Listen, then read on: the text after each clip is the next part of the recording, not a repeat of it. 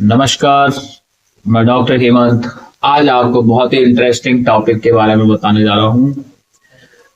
क्या आपने सुना है कि हेड ट्रांसप्लांट हो सकता है? खोपड़ी ट्रांसप्लांट। क्या आपने सुना है सिर्फ ब्रेन का कुछ पार्ट, आपका मेमोरी किसी दूसरे बॉडी में ट्रांसप्लांट हो सकता है? क्या एक ओल्ड आदमी को जवान शरीर में डाला जा सकता है? क्या ये पॉसिबल है? तो आंसर है यस। क्या इस पे कभी रिसर्च हुआ है? कुछ ऐसे एविडेंस हैं जो ये प्रूव करें हेड ट्रांसप्लांट या ब्रेन ट्रांसप्लांट हो? तो एविडेंस बेस्ड है जो मैं आपको बताऊंगा इस वीडियो में आज की हेड ट्रांसप्लांट पॉसिबल है, ब्रेन ट्रांसप्लांट भी पॉसिबल है। आज से पहले किन लोगों ने कोशिश की, क्या उसके रिजल्ट आए, कितना इसमें खर्चा आ सकता है और क्या अभी भी इस पे रिसर्च चल रहे हैं, पूरा हम इस वीडियो के माध्यम से जानेंगे। बहुत से डॉक्टर्स को या बहुत लोगों को ये लगता होगा कि ये मजाक है, ये एक जोक है। तो दुनिया में जो कुछ नहीं होता। तो मैं आपको बताता हूँ हेड ट्रांसप्लांट को या फिर ब्रेन ट्रांसप्लांट हम बोलेंगे। हेड मतलब पूरा सर ट्रांसप्लांट कर देना, जैसे लीवर ट्रांसप्लांट होता है, किडनी ट्रांसप्लांट होती है, हाथ भी ट्रांसप्लांट होने लगे आजकल, हैंड्स लोअर लिम्ब भी ट्रांसप्लांट होता है, हार्ट ट्रांसप्लांट होता है, हेयर ट्रांसप्लांट होता है ना, बहुत सारी चीजें हो गई है ट्रांसप्लांट के लिए। तो जो सबसे पहले हेड ट्रांसप्लांट हुआ था वो किया था न्यूरोसर्जन रॉबर्ट जे वाइट ने। रॉबर्ट जे वाइट ने, आप गूगल में सर्च करिए रॉबर्ट जे वाइट कौन है। इन्होंने सबसे पहला हेड ट्रांसप्लांट किया था। एक बंदर का सर दूसरे बंदर के बॉडी में इम्प्लांट किया था। तो उसमें क्या था, उस एक्सपेरिमेंट में क्या था कि उसका ईईजी कराया गया ब्रेन का, जिसका ट्रांसप्लांट हुआ। तो ईईजी आया नॉर्मल, पर बंदर का 9 दिन के बाद डेथ हुआ। क्यों? ये माना गया कि ये ऑटो इम्यून रिजेक्शन है। अगर आप कोई भी बॉडी में दूसरी बॉडी का ऑर्गन लगाते हो तो ऑटो इम्यून रिजेक्शन का चांस बनता है। ठीक है, तो इम्यून रिजेक्शन हम बोल सकते हैं। तो ये मंकी की डेथ हुई 9 दिन के बाद। उसके बाद ये एक्सपेरिमेंट कंटिन्यू नहीं हुआ। उसके बाद ये एक्सपेरिमेंट पे बैन लगा दिया गया। जो भी इश्यूज रहे, कोई ऐसा अपडेट सामने नहीं आया। ठीक है, रॉबर्ट जे वाइट। उसके बाद 1982 में डॉक्टर ड्रूटी टी क्राइजर ने कोशिश की। ठीक है, ये chief of endocrinology at Mount Sinai Medical Center New York में थे। ठीक है, तो ये डॉक्टर डोरोथी, तो आप ऐसा नाम सर्च करेंगे तो उसमें मिलेगा। 1982 में कोशिश की गई। इन्होंने क्या किया, success with partial brain transplant in mice. चूहे के अंदर एक छोटा सा ब्रेन का टुकड़ा ट्रांसप्लांट किया। ठीक है, चूहे के अंदर थोड़ा पार्ट ले लिया, जैसे आपका कुछ मेमोरी चूहे के अंदर डाला गया। उसके बाद यही कोशिश 1998 में university of Petersburg medical centre attempt transplant group of brain cells. इन्होंने ग्रुप ऑफ ब्रेन सेल्स को ट्रांसप्लांट करने की कोशिश की। उसके अलावा अब मैं आपको और चीज बताऊंगा जिसमें थी लेडी अल्मा सिरासीन, सीवियर स्ट्रोक, जिनको एक सीवियर स्ट्रोक आया था जिसमें इनका राइट हैंड और स्पीच चला गया था। तो 1998 में ये university of Petersburg medical centre, इन्होंने ग्रुप ऑफ ब्रेन सेल्स इसमें ट्रांसप्लांट किए। बट कुछ समय बाद इस लेडी का डेथ हुआ। ठीक है, और 2017 में एक फिल्म भी बनी है गेट आउट करके, जो मेमोरी ट्रांसप्लांट, ब्रेन ट्रांसप्लांट को हाईलाइट करती है। उसके अलावा इटालियन साइंटिस्ट सेरिगो कैनावेरो और चाइनीज सर्जन जियापिंग रैन ये मिलके हेड ट्रांसप्लांट कर रहे थे। ठीक है, इनके रिसर्च भी थे कि ये 2017 में 1000 चूहों पे हेड ट्रांसप्लांट करेंगे, पर उसके बाद का भी स्टडी फर्दर पब्लिश नहीं हुआ। तो अगर आपको समझना है कि हेड ट्रांसप्लांट, ब्रेन ट्रांसप्लांट कर लेंगे तो क्या होगा, ये तो मैंने आपको वो चीजें बताई, एविडेंस बेस्ड चीजें कि ऐसी प्रैक्टिस हुई है। हेड ट्रांसप्लांट अगर कर लेते हैं तो कोई भी जवान मनुष्य का बॉडी में आपका सर लगाया जाएगा 16 साल के में, तो आपका उम्र 16 साल ही काउंट होगा।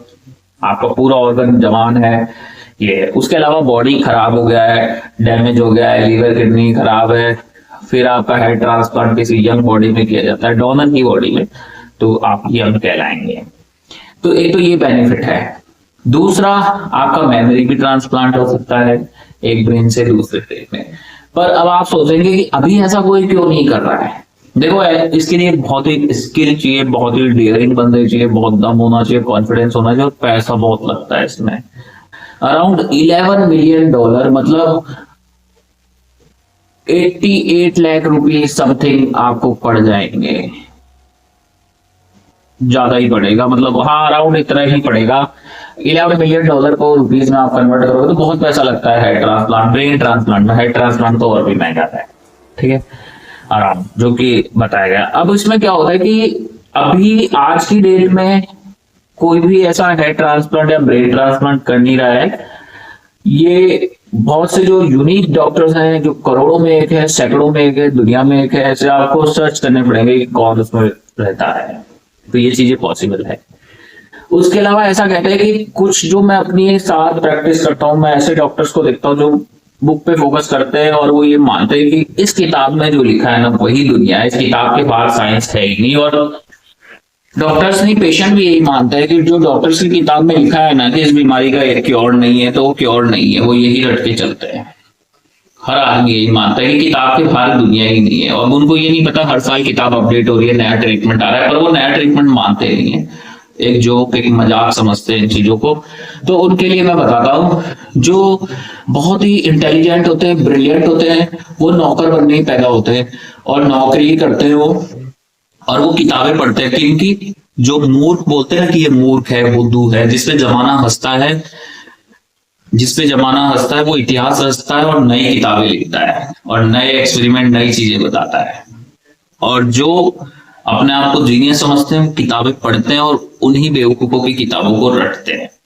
तो जब राइट ब्रदर्स ने कहा था कि हम प्लेन उड़ाएंगे, कुर्सी उड़ाएंगे, पंख उड़ाएंगे, तो लोगों ने उनको सपोर्ट थोड़ी किया होगा, उनका मजाक बनाया होगा ना कि कभी प्लेन उड़ सकता है क्या, पर प्लेन उड़ता है। अब मैं आपको हेड ट्रांसप्लांट का एक रियल, जैसे बोलते हैं कि रिलीजन से भी हम ले सकते हैं कि जैसे गणेश जी थे, शिव जी ने गणेश जी के हाथी के सर को एक ह्यूमन बॉडी में ट्रांसप्लांट किया, तो वो एक हेड ट्रांसप्लांट का ही एग्जाम्पल है।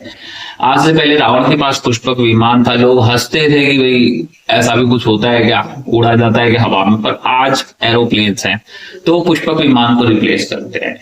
उस समय भी लोग एक दूसरे से फेस टू फेस, ऋषि मुनि कटोरे में देख लेते थे, तो अब अपन वीडियो कॉल पे देख लेते। तो जो चीजें पुरानी थी वो अभी भी पॉसिबल है, ठीक है। तो वैसे ही हेड ट्रांसप्लांट कोई बहुत बड़ा मिस्ट्री नहीं है, इसको भी किया जा सकता है और इस पे बहुत सारे रिसर्च है। और ये इटालियन साइंटिस्ट सेरिगो कैनावेरो और जोपिंग रे, जो कि चाइनीज साइंटिस्ट है, इन दोनों ने मिलकर कोशिश की थी कि 1000 चूहों का हेड ट्रांसप्लांट करेंगे 2017 में, पर उसके बाद तो कोई ऐसा अपडेट सामने नहीं आया। हो सकता है कुछ लोग सक्सेसफुल ऐसा कर भी लेते हैं, तो दुनिया के सामने वो एक्सपेरिमेंट लाते नहीं है, क्योंकि बहुत सारी चीजें एथिक्स पे भी डिपेंड करती है कि आपको कंट्री आपको परमिशन नहीं देगा ऐसा प्रैक्टिस करने का, वो सारी चीजें हैं। और मुर्दों को भी जीवित किया गया है, जैसे रॉबर्ट ई कॉर्निश पे मैंने एक वीडियो बना रखा है। तो बहुत सारी चीजें हैं, है ना। तो दुनिया में हर चीज पॉसिबल है, इम्पॉसिबल कुछ नहीं होता है, सब कुछ पॉसिबल है। पर जो लोग ये सोचते हैं कि किताब ही सब कुछ है और ये किताब ही फाइनल है, जिस किताब में लिख दिया कि इस बीमारी का इलाज नहीं है, तो इलाज नहीं है। ये अमेरिका में नहीं है, फ्रांस में नहीं है, जर्मनी में नहीं है, कहीं पे भी नहीं है ना। तो इलाज आता है और डॉक्टर ही नया इलाज लेके आते हैं, नया पढ़ते हैं, नया समझते हैं, और दिमाग कुछ अलग सोच के लेके आता है ना। आज से 400 साल पहले तो मोबाइल फोन नहीं था, वीडियो कॉलिंग नहीं थी, इंटरनेट नहीं था, पर अब आ गया।